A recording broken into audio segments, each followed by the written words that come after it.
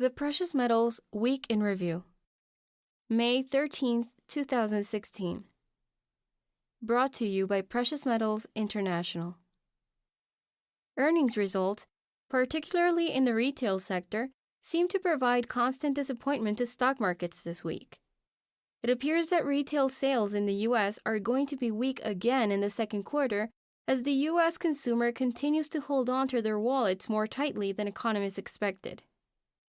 The number of Americans filing initial claims for state unemployment benefits saw a massive spike of 20,000 claims last week. Initial claims for unemployment surged to 294,000 last week, the highest level in more than a year. The previous week's 9,000 claim rise also remained unrevised. Amazingly, economists are blaming the unexpected surge in claims on the timing of spring break for New York City schools. Apparently, non-teacher school employees such as bus drivers and cafeteria workers are permitted to file for unemployment when schools are closed for spring break. A surge in claims submitted solely for the state of New York may suggest that economists could be correct, particularly if continuing unemployment claims fall sharply in the coming weeks. Donald Trump and Republican House Speaker Paul Ryan held a meeting this week to discuss steps to unify the fractured Republican Party ahead of November's presidential elections. Speaker Ryan has thus far refused to endorse Mr. Trump, and when asked on Thursday at the conclusion of their meeting if anything had changed, Mr. Ryan said that while the meeting was encouraging, it would take more than 45 minutes to repair the division in the party. Mr. Ryan said, "I represent a wing of the Conservative Party, you could say. He, Mr. Trump, is bringing a whole new wing to it. He's bringing voters we've never had for decades. That's a positive thing. The point, though, is can we agree on the common core principles that unite all of us?"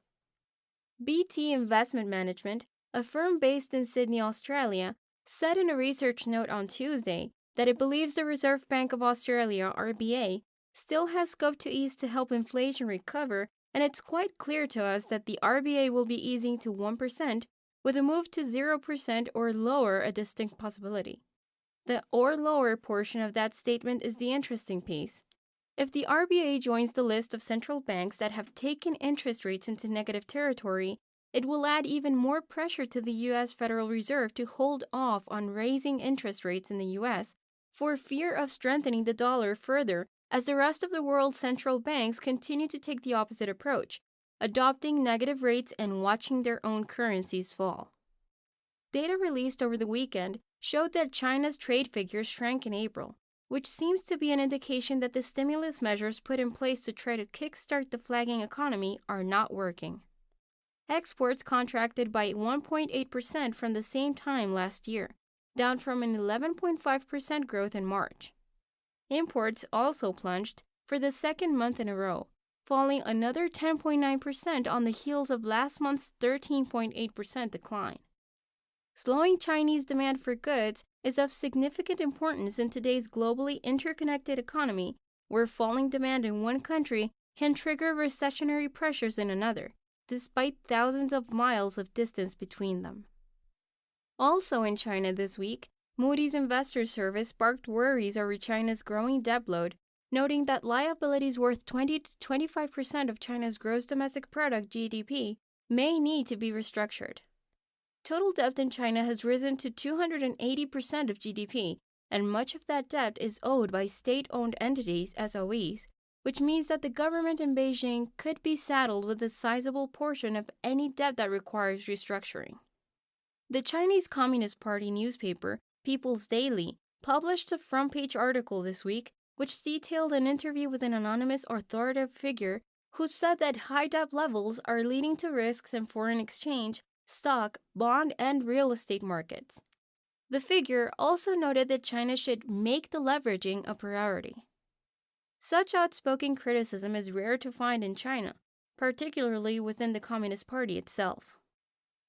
In North Korea, as the Workers' Party Congress got underway, volatile leader Kim Jong-un said in an address to the assembly, "We will consistently take hold on the strategic line of simultaneously pushing forward the economic construction and the building of nuclear force and boost self-defensive nuclear force both in quality and quantity as long as the imperialists persist in their nuclear threat and arbitrary practices.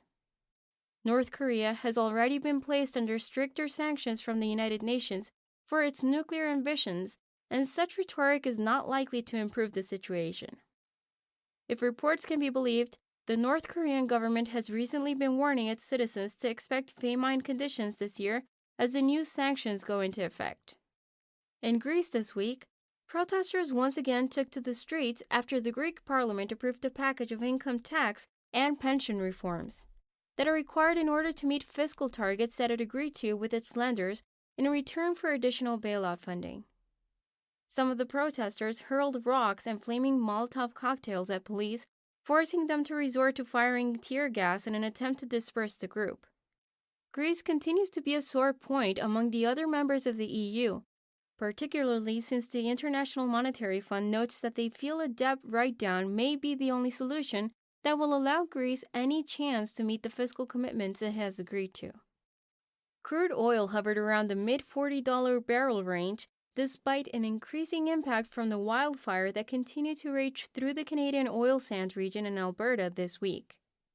Analysts now believe the production loss resulting from the wildfire may be smaller than previously expected. Apparently, previously planned maintenance shutdowns were already in progress, but had not been accounted for in Canada's production numbers at the time the fire broke out. The euro began the week drifting slightly lower against the US dollar until late Tuesday when it surged to the upside. The euro could not keep the momentum going, however, and it had peaked by Wednesday, when it began drifting lower again. The downward move accelerated on Thursday when the euro crossed into negative territory against the US dollar again for the week. Friday saw an even steeper decline for the euro, and it will close the week lower against the US dollar. The Japanese yen began the week immediately dropping lower against the US dollar.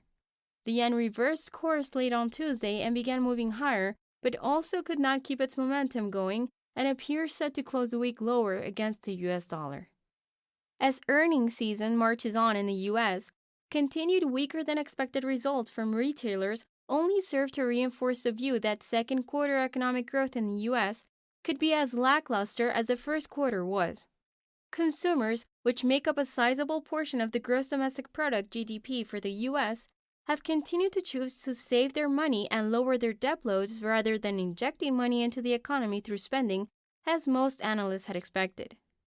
Lower gas prices at the pump, brought on by prolonged suppression of oil prices, have not been enough to create a mindset for the U.S. consumer that they have additional dollars to spend. Discussion over the upcoming June 23rd referendum in the United Kingdom to determine the future of its continued membership in the European Union is heating up as the date draws closer. It seems that nearly every world leader is offering their opinion on the matter to the people of the UK, and the International Monetary Fund (IMF) decided it would also weigh in this week. Christine Lagarde, the head of the IMF, said that they do not see anything positive in a vote for the UK to exit the EU. Ms. Lagarde, speaking at the Treasury in London this week, said a vote to leave the EU would precipitate a protracted period of heightened uncertainty. The IMF said it based its assessment on the economic impact of a vote to leave the EU on its consultations with expert economists, and that they have not heard a single view that a Brexit outcome would be positive for the UK. Ms. Lagarde said a vote to leave would be costly in the long run even after uncertainty has been resolved, and that the economic impact to the UK would be pretty bad to very, very bad. The IMF intends to release another, more detailed report on the projected impact of an EU exit on June 16th, just prior to the referendum. The upcoming referendum could also impact other areas in Europe, particularly if the outcome is for an exit. Scotland is rumored to be considering another bid for exiting the UK if the Brexit vote goes through in June. The Catalan region in Spain has also long been clamoring for its independence and is also keenly watching the upcoming referendum to see how it is received. The Bank of England, BOE, cut its economic growth outlook for the UK through 2018, citing a sluggish first quarter and further deceleration expected for the second quarter. The BOE voted this week to maintain rates at current record low levels, and to continue its bond purchases at their current rate under its existing quantitative easing plan. BOE Governor Mark Carney said at a press conference following the conclusion of their policy meeting this week that the biggest risk to the forecast remains the referendum.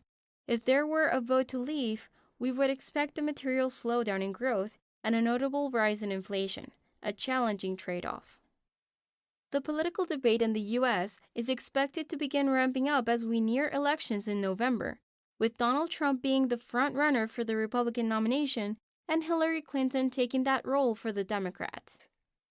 As campaigning season kicks off in earnest, we can expect further volatility, particularly in stocks, as markets absorb the potential impact of what the U.S. economy can expect under the leadership and policy frameworks of each of the candidates. Global geopolitical and economic uncertainty appears set to continue for the foreseeable future, and wise investors continue to add additional physical precious metals to their portfolios as a means of diversification from overexposure to stocks when temporary price dips present them with the buying opportunity to do so. Remember that precious metals should always be viewed as a long-term investment, and that the key to profitability through the ownership of physical precious metals is to actually acquire and own the physical products, and to hold them for the long term. Always remember that you should never overextend your ability to maintain ownership of your precious metals over the long term. The Precious Metals Week in Review, May 13, 2016. Brought to you by Precious Metals International.